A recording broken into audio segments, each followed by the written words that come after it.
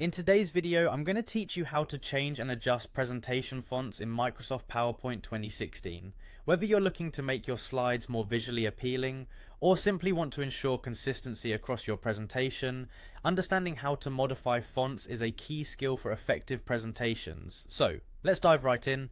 First, you'll want to open PowerPoint on your computer. Simply find the PowerPoint application icon and double-click to launch it. Once PowerPoint is open, the next step is to locate your specific presentation. Navigate to the File menu, often located at the top left of the window, and click Open. Browse through your files until you find the presentation you're working on and open it.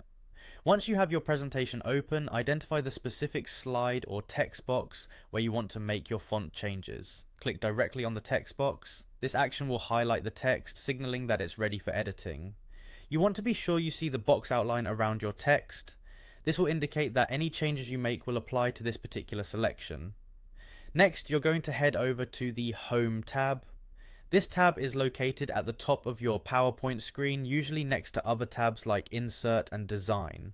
The Home tab is your go-to place for the basic editing tools in PowerPoint.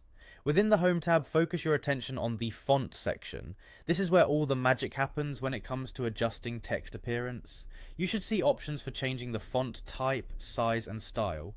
Here you can choose from a list of pre-installed fonts or even fonts you've added yourself. Now take a moment to explore and decide on the font that best complements your presentation. You may want to consider readability, which is crucial for keeping your audience engaged. Try different fonts until you find the one that matches your style and the message of your presentation.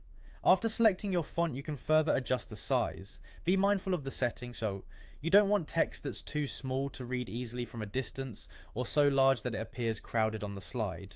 Adjust until you strike that perfect balance. Finally, remember that you can also apply additional styling such as bold, italics, or underline to emphasize certain text portions. Preview your changes to ensure the selected text looks great within the overall slide design.